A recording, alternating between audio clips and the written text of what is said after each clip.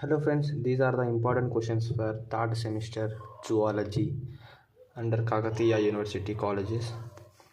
First of all, the first question is digestion of carbohydrates and proteins.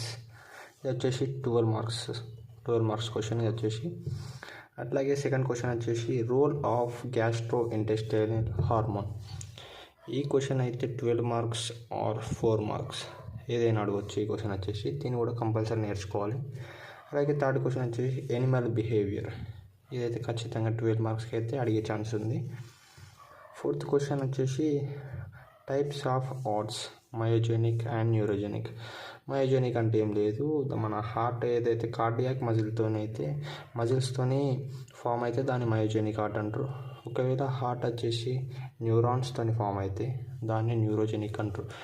ఈ రెండిట్లో ఏదైనా 4 మార్క్స్కి అయితే అడిగే ఛాన్స్ ఉంది. అలాగే ఫిఫ్త్ క్వశ్చన్ వచ్చేసి sliding filament theory of muscle contraction.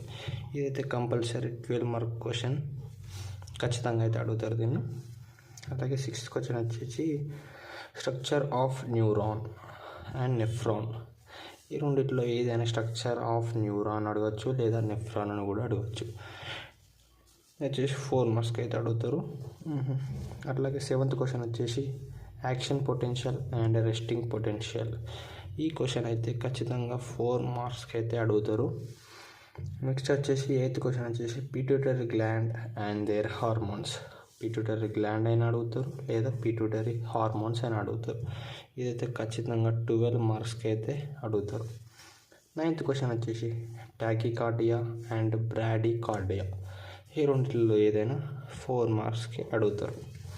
అట్లాగే 10th క్వశ్చన్ వచ్చేసి అమెనోటోలిక్, యూరోటోలిక్, యూరికోటోలిక్. ఈ మూడిట్లలో ఏదైనా ఒకటి అడుగుతారు 4 మార్క్స్కి.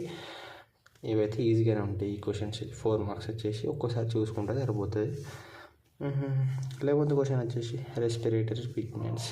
ఇది వచ్చేసి 4 మార్క్స్కి అయితే అడుగుతారు.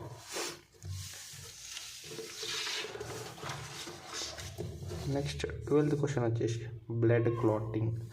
ఈ క్వశ్చన్ వచ్చేసి 12 మార్క్స్కి అడిగే ఛాన్స్ అయితే ఉంది లేదా 4 మార్క్స్కి అయితే అడగచ్చు. నెక్స్ట్ వచ్చేసి Osmo regulation in fresh water and marine water animals. ఇది మ్యాక్సిమం అయితే 12 మార్క్స్కి అడుగుతారు లేదా 4 marks. Types of circulation, open circulation system ఉంటుంది, అలాగే క్లోజ్డ్ సర్క్యులేషన్ సిస్టమ్ ఉంటుంది. ఈ రెండిట్లలో ఏదైనా ఒకటి 4 మార్క్స్కి అయితే అడుగుతారు. 15th క్వశ్చన్ వచ్చేసి హ్యాబిటుయేషన్ అండ్ ఇంప్రింటింగ్. ఇది ఖచ్చితంగా ఈ రెండిట్లలో ఏదైనా ఒకటి ఖచ్చితంగా అయితే 4 మార్క్స్కి అయితే అడుగుతారు. 16th క్వశ్చన్ వచ్చేసి క్లాసికల్ కండిషనింగ్ థియరీ. ఇదైతే 12 మార్క్స్కి అయితే అడుగుతారు. ఏదైనా అడగచ్చు లేకపోతే ఎనిమల్ బిహేవియర్ అయినా అడగచ్చు 12 మార్క్స్కి. ఆ రెండింటిలో ఏదైనా ఒకటి నేర్చుకుంటే సరిపోతుంది. ఇంకా ఫర్దర్గా మీకు ఏమైనా ఎక్కువ మార్క్స్ రావాలనుకుంటే ఇంకా ఎక్కువ క్వశ్చన్ నేర్చుకుంటే సరిపోతుంది. పాస్ కావడానికి అయితే